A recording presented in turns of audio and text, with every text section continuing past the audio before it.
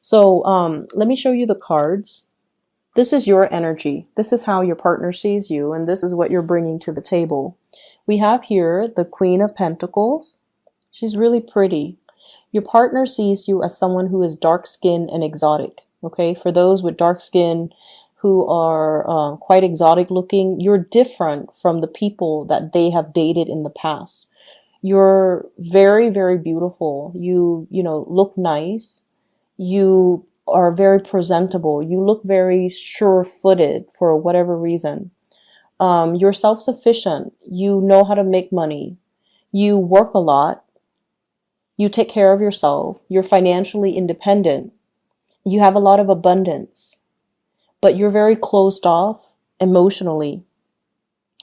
In this deck, it basically indicates, you know, you can be male or female watching this, but your partner sees you. You can have green eyes or blue eyes, is what I'm seeing here. The green border really jumped out at me. And, you know, you're just very, very exotic. You're not something that they're used to. And you might also have a lot of Taurian characteristics about you, because with this green, I feel like it's an earthy energy. Okay, it's someone who's very practical. It's someone who's very, very, very slow to act. The energy is very receptive. It's not somebody that acts. It's not somebody that makes a move. It's not something that makes their feelings known. And it's not somebody that, it's almost like it's work, work, work. And it's also, you look really attractive and presentable, and people are coming at you, but you're not really reciprocating. You're not really making yourself known. And you're definitely looking at somebody and flirting with somebody.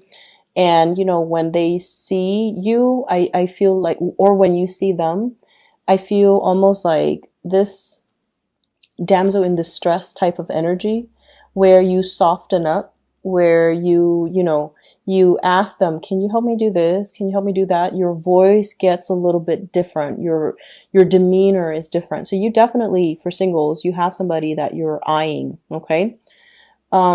This is the person that you're dealing with.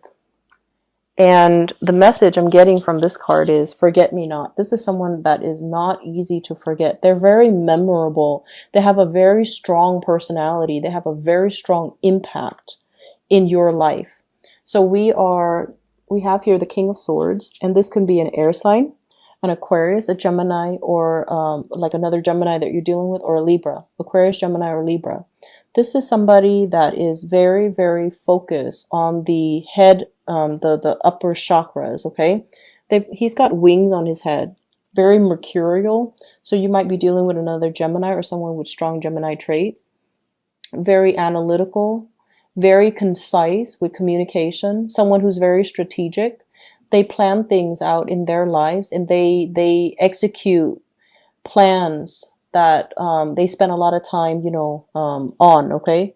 So I feel like they do things with a purpose. They do things with an agenda, and every action leads towards an objective. So in a way, they can be very intimidating. They get things done, their plans come to fruition, and everything they say, you see it manifest. So this is someone who's a doer. This is someone who's just not just there to talk, they're strategic.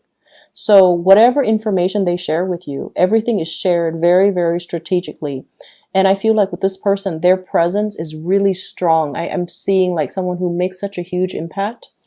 And the blue flower, the forget-me-not, this is someone that is a really major player in your life, and you can't really shake the connection. You're really looking at them, and I feel like they intimidate you. They really intimidate you, and they look at you like they're very interested in you, but they would like to see some type of acknowledgement from your end. Do you like me or don't you like me? They seem to me to be like a little bit impatient, and they're going to make their feelings known. So for example, if I'm feeling almost like I'm feeling almost like they're losing their patience. It's taking so long. The connection is taking so long. And I also feel as well, you know, with the wings on his head, maybe the two of you are not really talking about the right things. Maybe the emotions and the connections is being suppressed because you're working a lot, because they've got a lot of plans, because this is somebody who's a doer. And if they don't see the same actions from your end because you're not really making any plans to connect with them, and yet the two of you, the attraction is really undeniable. I mean, they're clearly looking at each other. And this person is getting, look at his face. He's like, what's going on? And he's just like kind of grouchy looking, like impatient. And I feel like this is somebody who likes animals, who's very soft inside, but he's so upper chakra focused that he talks about things that might just be, very platonic. But there's definitely emotions here. There's definitely attraction. They find you very beautiful, and they find you possibly, it's almost like your beauty intimidates them, whereas their intelligence intimidates you. Like your beauty intimidates them and their intelligence intimidates you. So if this sounds like somebody that you're dealing with, they might not even be an air sign, but I feel like their patience is wearing thin, okay? Mainly because they want to make that connection, but you're not really giving them any signals, like a green light. Green light, there we go. Green border, green light. You need to send them some type of a signal.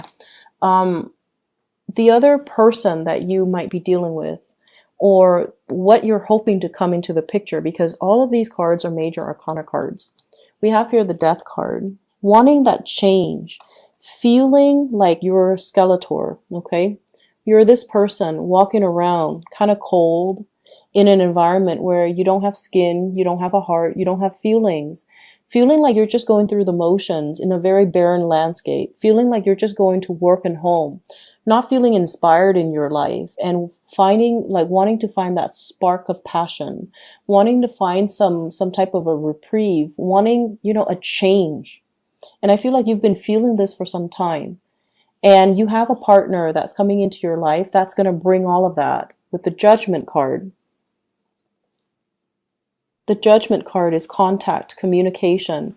You've been waiting and praying for something for quite some time. And this is why I mentioned many of you wanted a new start for a very, very, very long time, because the status quo is not working anymore.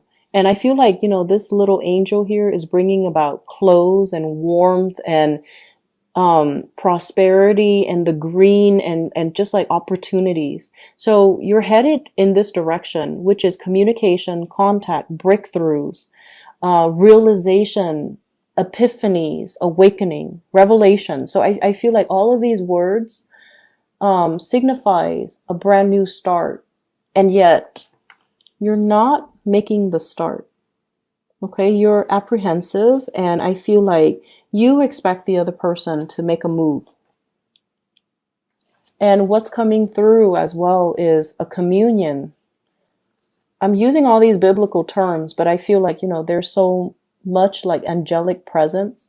The Temperance card, it's like the two people coming together. And it takes two people to step forward to one another to come to a mutual space of understanding. And the image that I'm really drawn to is that tree. And every time I think of tree, I think of somebody who is like a very old soul. So you might be dealing with someone who's a very, very old soul. They have things to do, places to go, and they need to travel to raise their vibration.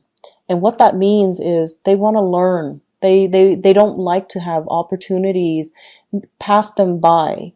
And so if they see you as someone who lets opportunities pass you by, they might not feel like you're the right person for them. So I see like on a very deep soul connection. And I also feel like somebody is teaching you a lot about yourself. Someone is revealing to you that you've been behaving like this. You might have been clinging on to a lot of, earthly things, homes, financial security, and you might not have acted in a way that allows that's really nourishing your soul. You might have everything at your disposal, but if you're like the skeleton here, where you're operating in a barren landscape and you don't feel human and you don't feel like you matter, and then you let these opportunities pass you by, it can be very detrimental.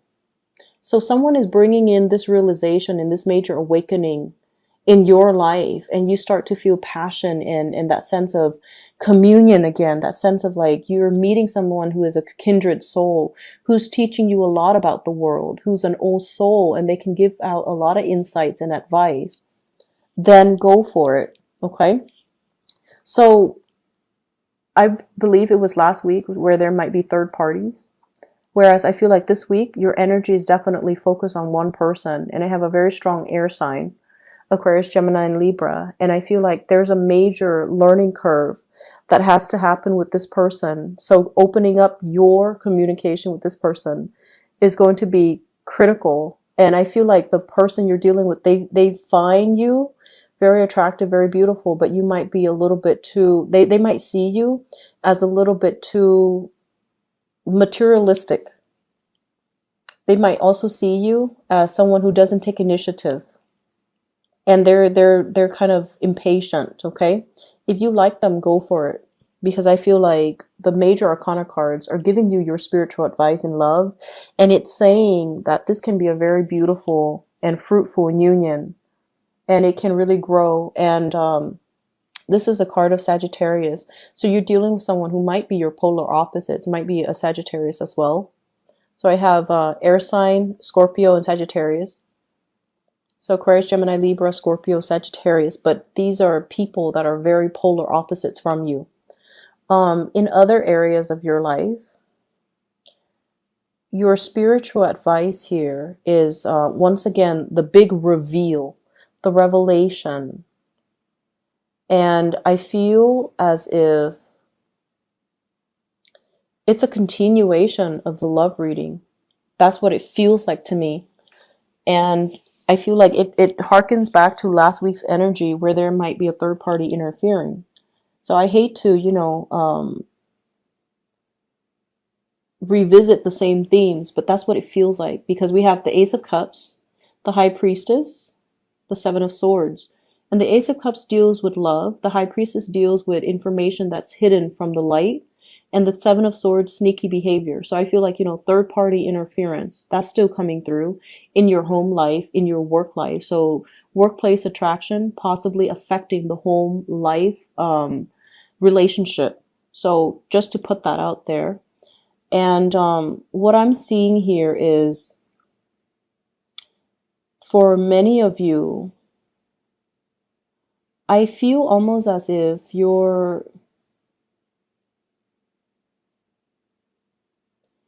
there is like a big revelation in terms of long-term goals, okay?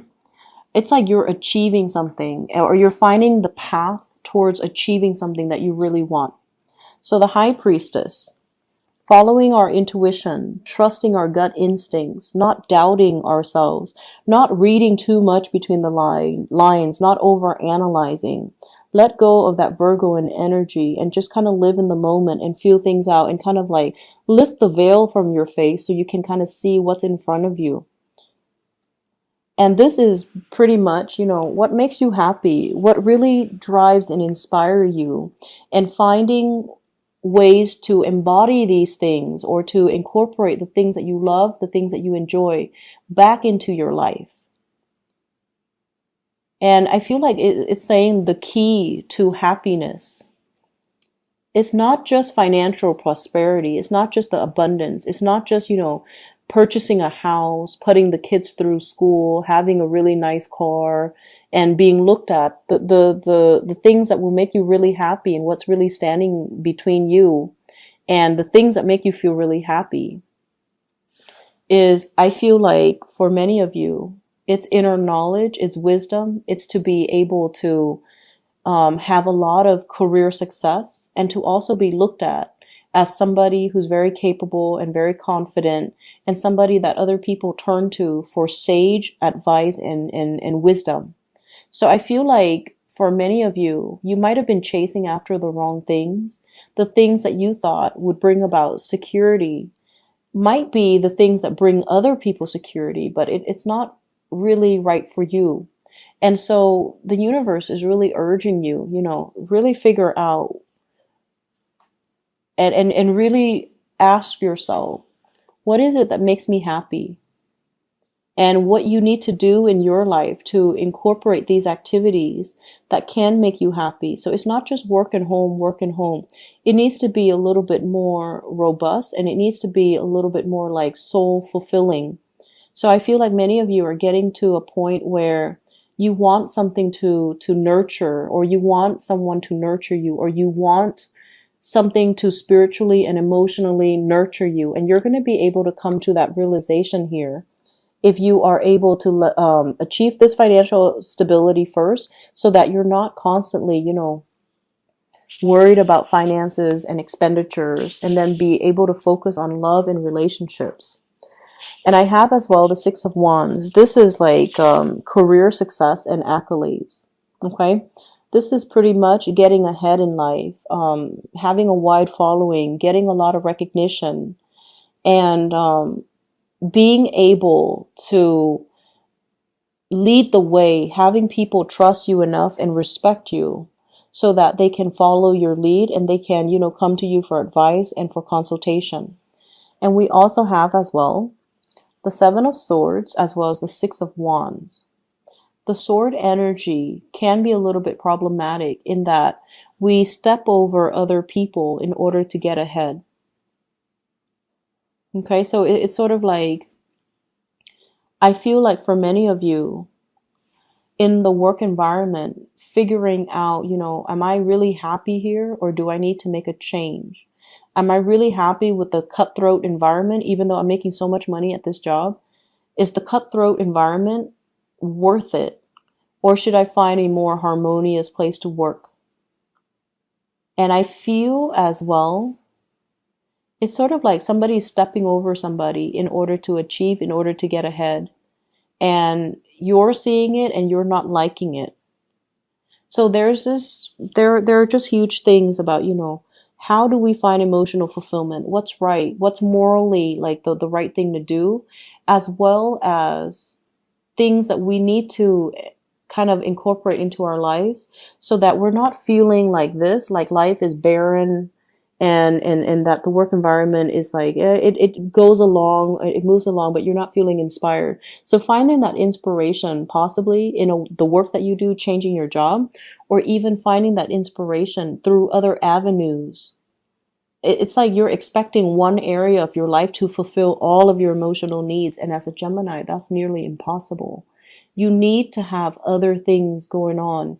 You need to have friends. You need to have hobbies. You need to have family. You need to have, you need to be able to travel. You need to be able to take time away from work and, rejuvenate, go to a spa, get a massage, do like things that make you feel human and alive, and that you're worthy.